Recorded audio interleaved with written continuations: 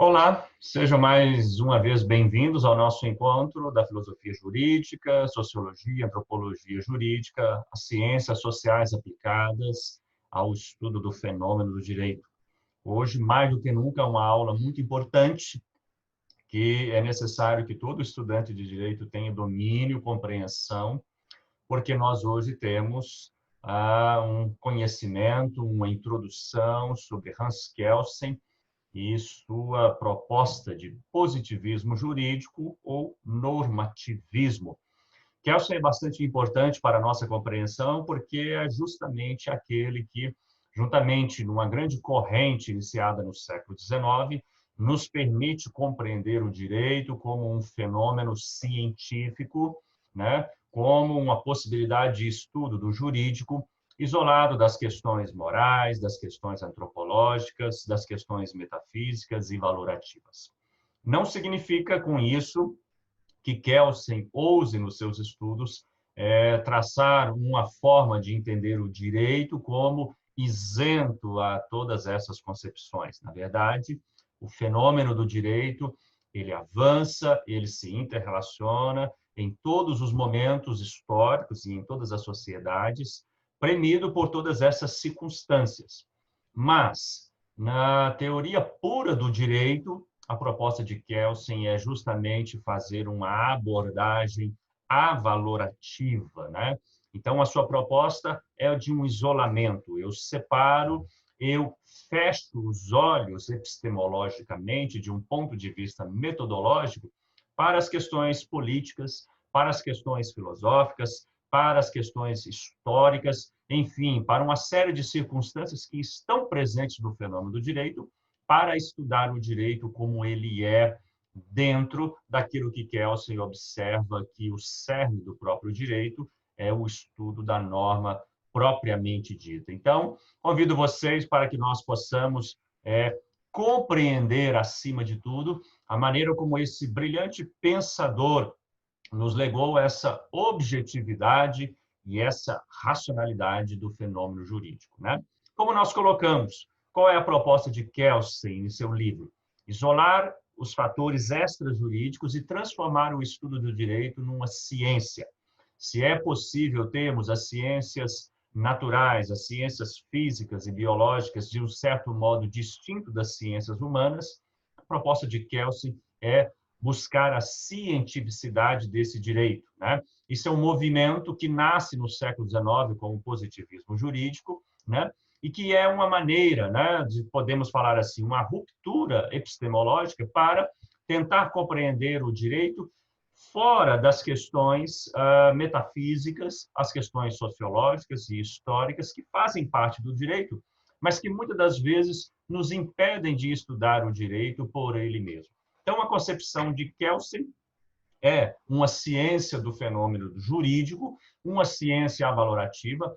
Por valor, é importante a gente sempre entender a distinção que Kelsen faz entre os juízos de valor, né? Os valores morais, o valor que nós damos, os valores que muitas das vezes estão dentro de uma concepção de certo, errado, de justo e injusto, e os valores de fato, aquilo que determina justamente a validade da norma, a sua posição, a sua concepção dentro de um próprio ordenamento e funcionamento do direito.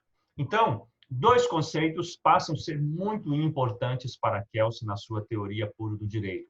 O primeiro deles é fazer a distinção entre um ser e um dever ser. Um ser do fato, né? Da existência concreta das coisas, da materialidade das coisas, da própria realidade, e que está ligado à causalidade, e um dever ser que é propriamente a norma, é aquilo que é formal dentro de sua existência, aquilo que caracteriza o próprio direito e que principalmente nos permite compreender a imputação. O fenômeno ser versus dever nos liga ao conceito de causalidade e de imputação. É uma forma lógica de tentarmos observar. Por causalidade, a gente sempre vai entender uma maneira de que aquilo que é, se temos A que é igual a B, teremos sempre A relacionado com B. No caso de uma imputação, há sempre uma discussão. A, que pode ser B, pode nos levar a uma imputabilidade ou uma não imputabilidade. Ou seja, A, que está na direção de B, pode sim chegar a ser como resultado de uma imputabilidade, né, de uma aplicação de uma sanção ou de uma não aplicabilidade. E um outro conceito extremamente importante dentro do fenômeno do estudo da teoria pura do direito para Kelsey é justamente estudar a norma enquanto norma, né? Para Kelsey, a norma é o objetivo central, o alfa e ômega de todo o sistema normativo. Logo, portanto, para Kelsey, é o objeto em que nós temos que nos concentrar. Nós não vamos entrar na discussão da justiça, da valoração, do valor de uma norma. Isso pode estar implícito na medida em que alguém pode discutir enquanto uma norma está sendo colocada dentro de um rito da sua criação, todos os procedimentos legislativos da sua criação, o tempo, o rito. Alguém pode, a sociedade pode questionar, e mesmo depois da norma posta, aprovada, cumprindo todo o seu percurso, pode-se também questionar a norma a posteriori. Mas o estudo avalorativo e científico da norma importa nós retirarmos todos esses elementos e avaliarmos a norma dentro da sua própria condição de validade. Então, para Kelsey, o estudo da norma é extremamente fundamental e, principalmente, operando não na valoração dessa norma, se é justa, se é injusta, mas principalmente no conceito de validade da norma. Ou seja, essa norma, como que ela foi criada, né? Qual o rito que ela seguiu, qual o papel dentro de uma hierarquia, qual o seu momento, o modo como ela está colocada dentro desse ordenamento, né? Então, a validade da norma é o ápice do momento em que nós devemos nos preocupar para entender e justamente aí sim emitimos a nossa mecanismo de compreensão, o nosso mecanismo de entendimento do que caracteriza essa norma. Para isso, nós vamos chegar com Kelsey ao entendimento do que é mais específico e do que é mais importante no direito. Alguém poderá dizer, como os naturalistas, o mais importante é a justiça, o mais importante é a lei, é o bem comum, é o efeito, é a aplicação. O mais importante para Kelsey, o que caracteriza o direito na sua visão, é justamente o caráter de sanção e de coação do direito, né? É a capacidade do direito de prescrever e de proibir, de prescrever o conhecimento para o cidadão, as suas condições pelas quais ele deve se reger o seu comportamento e na não observância dessa prescrição, desta sanção, sim, está submetido a uma coação, né? Então, é muito importante que para nós possamos compreender adequadamente a teoria de Kelsey, nós precisamos recorrer a um dos conceitos que é bastante fundamental dentro do seu conhecimento, que é justamente a sua pirâmide de normas, né? Ou a sua hierarquia de normas. Veja bem, como isso impacta o nosso conhecimento, porque a ideia de Kelsey é justamente compreender o mecanismo pelo qual as normas estão colocadas. Dentro dessa visão, Kelsey vai justamente propor que a dada norma é o começo e o fim de todo o sistema jurídico. Então, nós vamos perceber e verificar que, numa dada hierarquia dessas normas, um conceito muito difundido por quase todos os autores é essa visão escalonada que as normas têm dentro de todo o ordenamento jurídico. Então, nós podemos falar de uma certa pirâmide de Kelsey, né?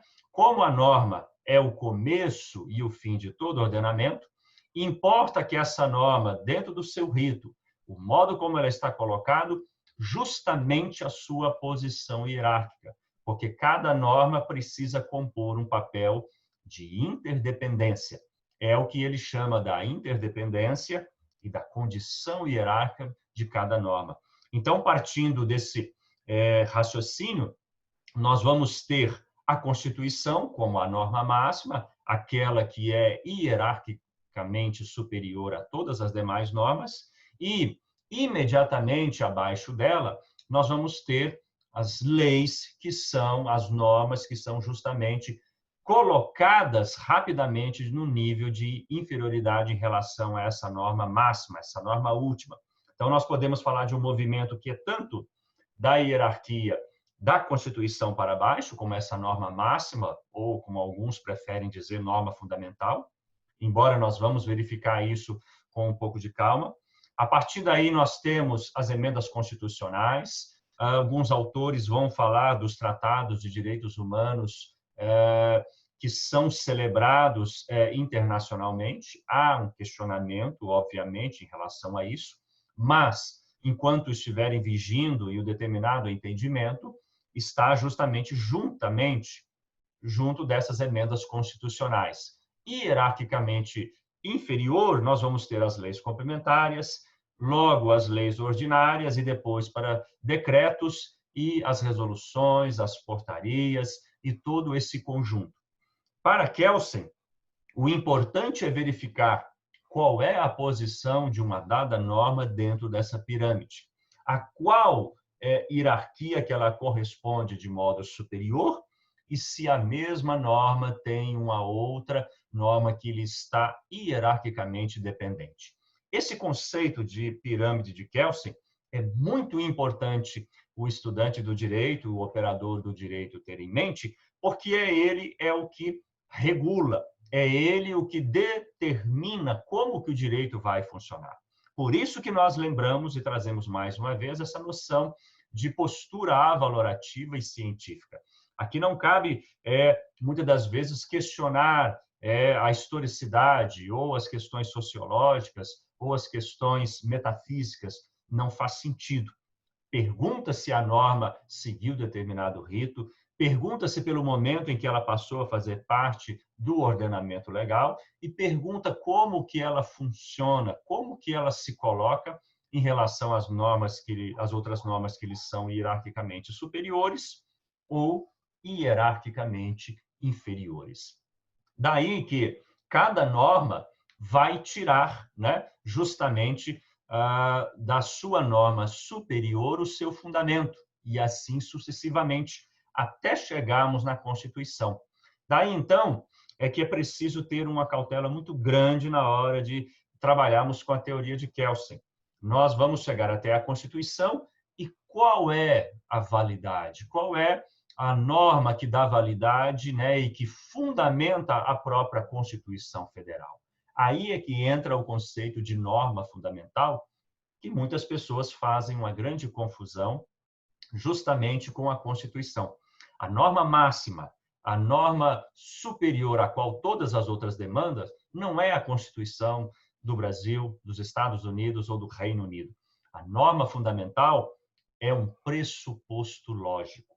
Ela não tem existência física, ela não tem existência formal, você não pergunta onde que está a norma, mas ela é justamente um pressuposto pelo qual funciona, pelo qual as normas vão conseguir trabalhar.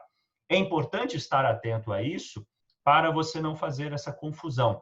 A pirâmide de Kelsen, ela trabalha justamente nessa interdependência e ela vai, né, nos dar essa possibilidade de conhecer essa relação, essa hierarquia entre dependência e essa validade que as normas superiores conferem às normas imediatamente inferiores, né?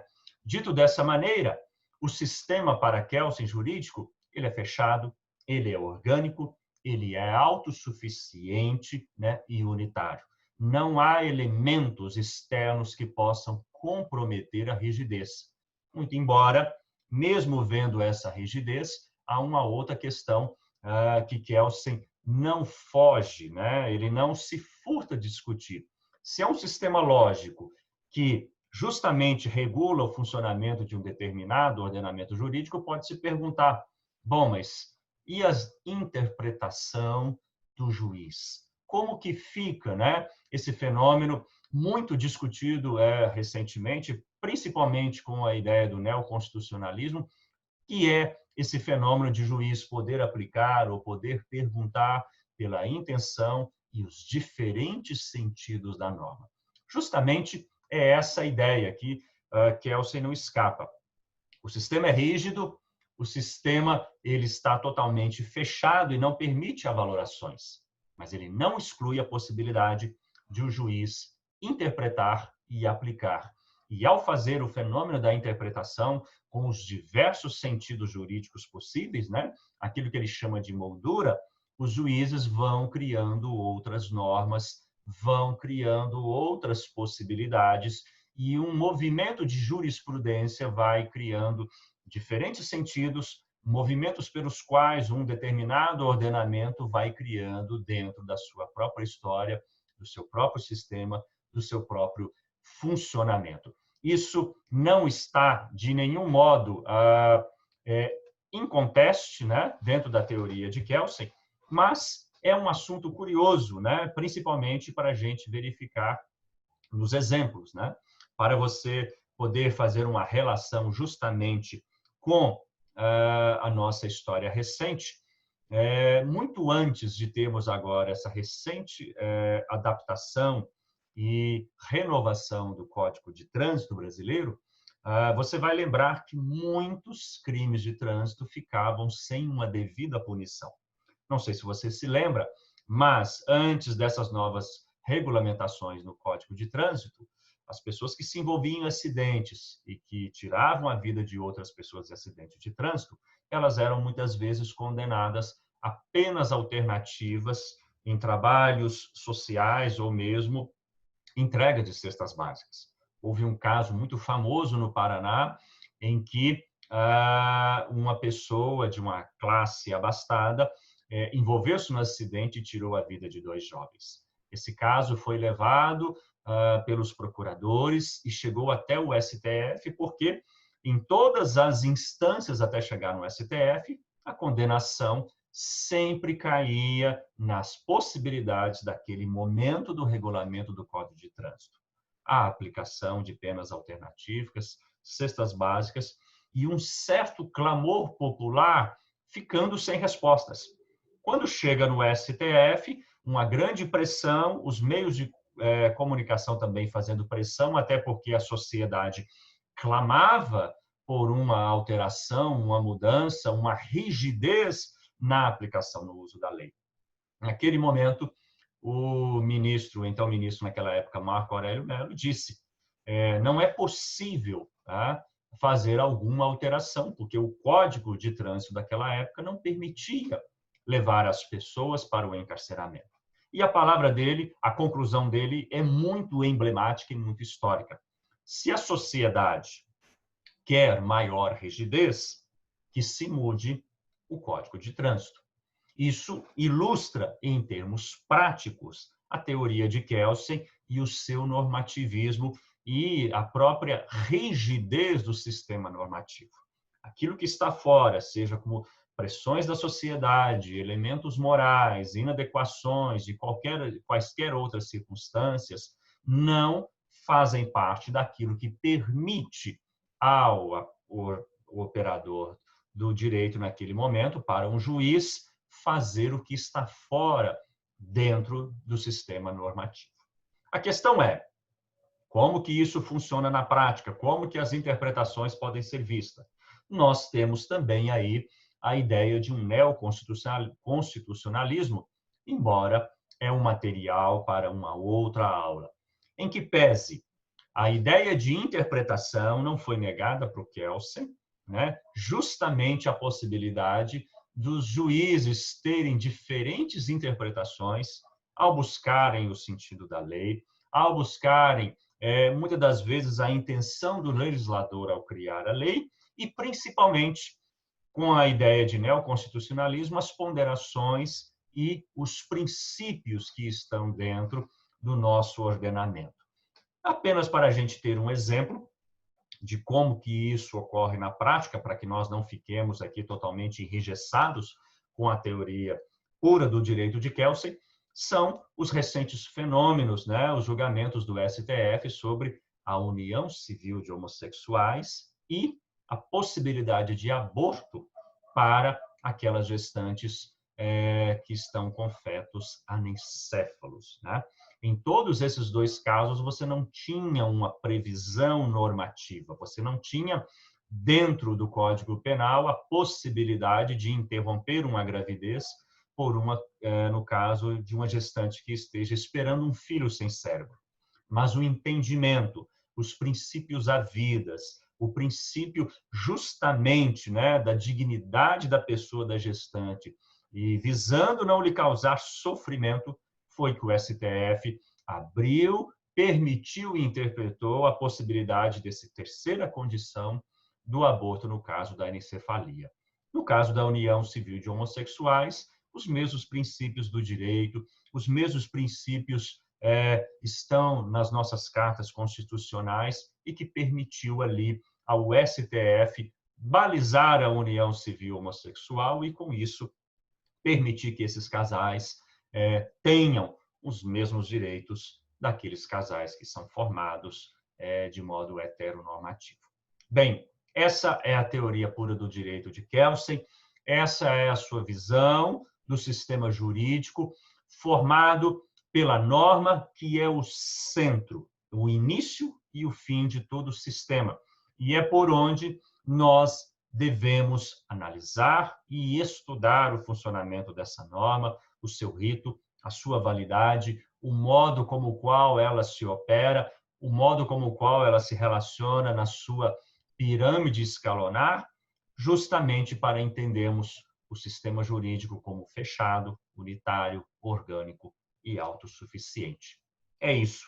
Espero que vocês tenham gostado de Kelsen e a sua visão avalorativa, científica da norma, a sua visão positivista do direito. Um grande abraço para vocês.